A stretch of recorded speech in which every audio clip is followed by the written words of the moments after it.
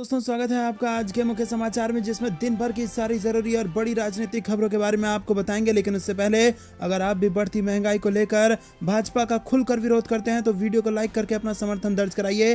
Channel पर नए हैं तो लाल बटन को दबा के चैनल को सब्सक्राइब कीजिए और घंटी बजाकर कमेंट में लिखिए जय हिंद। दोस्तों रुक करते हैं तमाम बड़ी खबरों की। तेल के दाम पर चौतरफा घिरी मोदी सरकार, बोले पेट्रोलियम मंत्री। पेट्रोल डीजल पर वैट घटाएं राज्य। जी हाँ दोस्तों, देश में तेल की कीमतें लगातार बढ़ रही हैं, जिसके कारण मोदी सरकार अब चौतरफा घिरी हुई दिख रही है।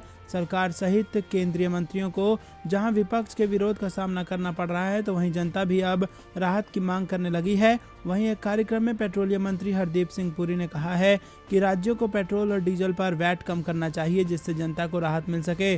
छत्तीसगढ़ पहुंचे केंद्रीय मंत्री हरदीप सिंह पुरी ने कहा कि केंद्र सरकार उपभोक्ताओं को राहत देने के लिए राज्यों से पेट्रोल और डीजल पर वैट में कटौती करने की अपील कर रही है। पत्रकारों द्वारा पेट्रोल और डीजल की बढ़ती कीमतों के बारे में पूछे जाने पर केंद्रीय मंत्री ने कहा कि हमारा प्रयास कीमतों को नियंत्रण में रखने का है, इसीलिए केंद्र ने पिछले साल पेट्रोल और डीजल पर उत्पादक शुल्क घटाया था और राज्य सरकार से भी ऐसा करने को कहा था।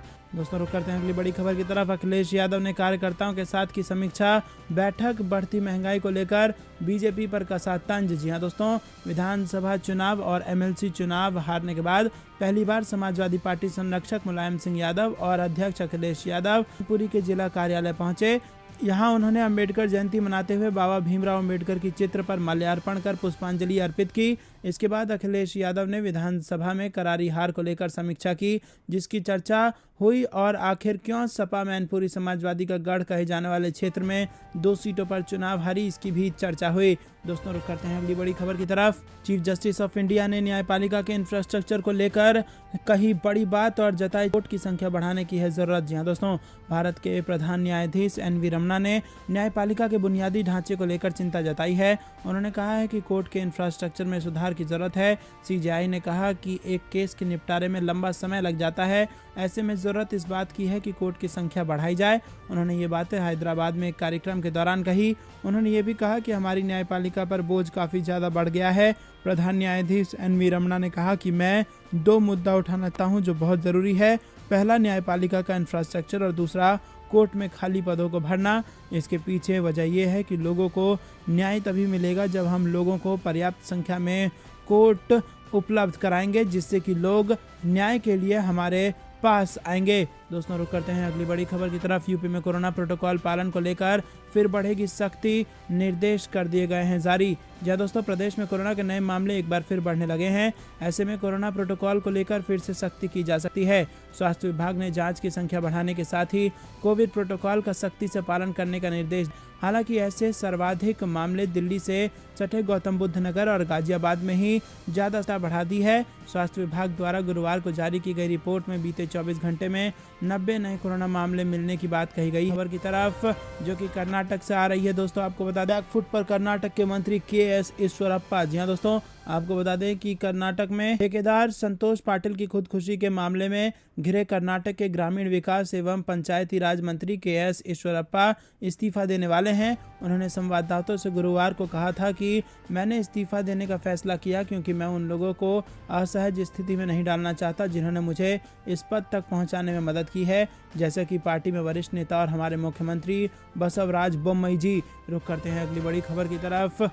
राज्यपाल सत्यपाल मलिक ने केंद्र सरकार पर फिर साधा निशाना, बोले दोबारा हो सकता है किसान आंदोलन। जी हाँ दोस्तों, मेघालय के राज्यपाल सत्यपाल मलिक एक बार फिर से अपने बयानों को लेकर सुर्खियों में हैं और उन्होंने एक बार फिर से केंद्र सरकार पर निशाना साधते हुए कई बातें कही हैं। सत्यपाल मलिक हिसार पहुंचे थे और इस दौरान उन्होंने कहा कि किसानों को अभी तक मुआवजा नहीं दिया गया है, किसानों को उनका उचित मुआवजा मिलना चाहिए। मलिक ने बीजेपी सरकार पर निशाना साधते हुए कहा कि किसान सरकार से नाराज है और दोबारा आंदोलन हो सकता है। राज्यपाल ने सीबीआई के 300 करोड़ के मामले में कहा कि इस मामले की जांच चल रही है। सीबीआई ने मुझे संपर्क नहीं किया, मुझे नहीं फंसा सकते, परंतु ये किसी को बचा सकते हैं। सत्यपाल मलिक ने कहा कि बेरोजगारी का काफी ग्राफ बढ़ा है। बड़ी खबर की तरफ, भ्रष्टाचार पर लगाम लगाएं नहीं तो जनता के पास मौजूद है विकल्प, आम आदमी को दी चेतावनी। जहां दोस्तों आपको बता दें कि आम आदमी पार्टी की हरियाणा इकाई के प्रदेश प्रभारी सुशील गुप्ता ने मुख्यमंत्री मनोहर लाल खट्टर और उनकी सरकार को खुली चेतावनी देते हुए कहा कि भ्रष्टाचार पर लगाम लगा लो, अब आम आदमी जाग गया है। गुप्ता गुरुवार को लघु सचिवालय में पिछले 157 दिन से चल रहे धरना स्थल पर पत्रकारों को संबोधित कर रहे थे। उन्होंने नगर परिषद में व्याप्त भ्रष्टाचार एवं अन्य विकास कार्यों में अनदेखी को लेकर पिछले 5 दिनों से आमरण अनशन पर बैठे जिलाध्यक्ष वीरेंद्र कुमार एडवोकेट का अनशन भी समाप्त करवाया।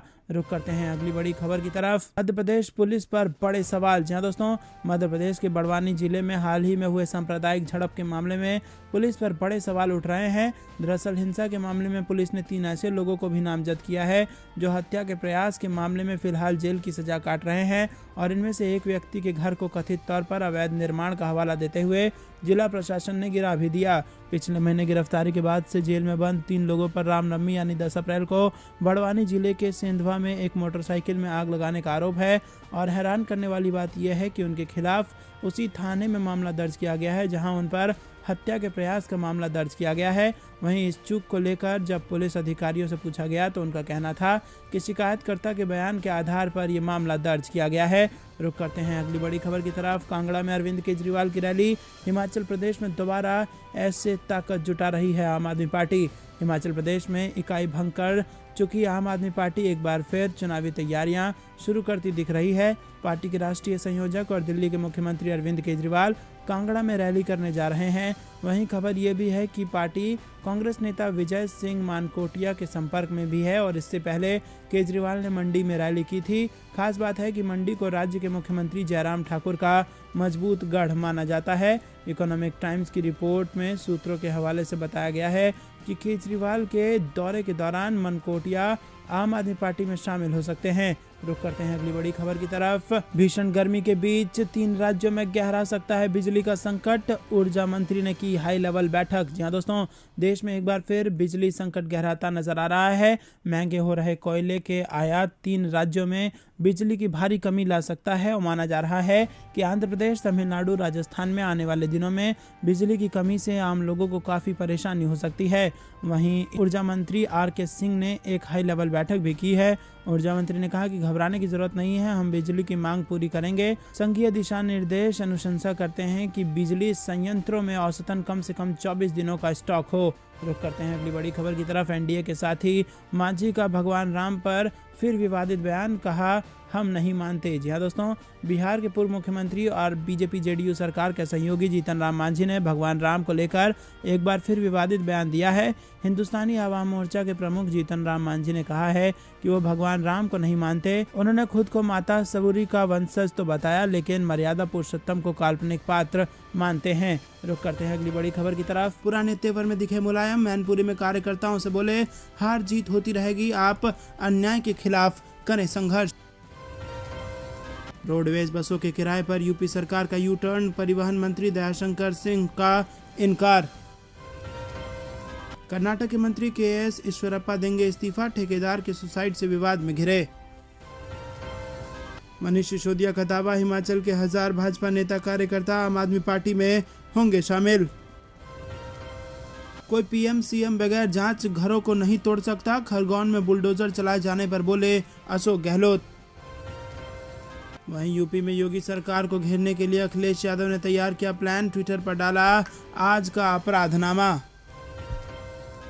वहीं खबर बिहार से। बीजेपी जेडीयू में सब कुछ ठीक नहीं। आरजेडी ने कहा होगी 2013 वाली घटना। पुलिस ने निर्दोषों के खिलाफ मामला किया दर्ज। भाजपा सरकार सुरक्षा सुनिश्चित करने में नाकाम। ओवैसी का बड़ा आरोप। मेघालय के राज्यपाल सत्यपाल मलिक ने PM मोदी पर बोला हमला। बोले गेहूं का क्या PM मोदी का है जो निर्यात करने की बात करते हैं। जेडीयू ने फिर उठाई बिहार को विशेष दर्जा दिए जाने की मांग। बिहार NDA में दिखी खींचतान। भाजपा नेता ने खगड़िया बेगूसराय में हार के लिए नीतीश को ठहराया जिम्मेदार। पार्टी ने बयान से किया किनारा। शिवसेना और CPM का मोहन भागवत पर निशाना। येचुरी ने कहा लोगों की भावनाओं के साथ खेल रहा है। RSS। दोस्तों हर एक खबर की गहराई में आपको ले जाएंगे, लेकिन उससे पहले आपसे फिर से एक बार विनम्र निवेदन, वीडियो लाइक नहीं किया है तो लाइक जरूर कीजिए। फटाफट से रुक करते हैं सभी खबरों की गहराई में। पहली खबर यूपी से, पुराने तेवर में दिखे मुलायम, मैनपुरी में कार्यकर्ताओं से बोले हार जीत होती रहेगी, आप अन्याय के खिलाफ करें संघर्ष। जी हाँ दोस्तों, गुरुवार को दोपहर 1:45 पर काले रंग की कार मैनपुरी में सपा कार्यालय पहुंची तो नेताजी जिंदाबाद के नारे लगने लगे। कार रुकी तो सुरक्षा से जुड़े 4 कर्मियों ने सपा संरक्षक मुलायम सिंह यादव को नीचे उतारा। एक सुरक्षा कर्मी ने एक हाथ पकड़ा तो एक सुरक्षा कर्मी के कंधे पर मुलायम ने हाथ रखा और नजर भीड़ पर पड़ी तो उन्होंने हाथ हटाकर भीड़ के सामने जोड़े। मुलायम सिंह यादव ने कार्यकर्ताओं से कहा कि संघर्ष ही समाजवादी पार्टी है, अन्याय के खिलाफ संघर्ष करें, चुनाव में हार जीत होती रहती है, पार्टी संगठन को मजबूत करें। उनका मन था कि मैनपुरी के कार्यकर्ताओं से मिला जाए, इसीलिए वो कार्यकर्ताओं से मिलने आए।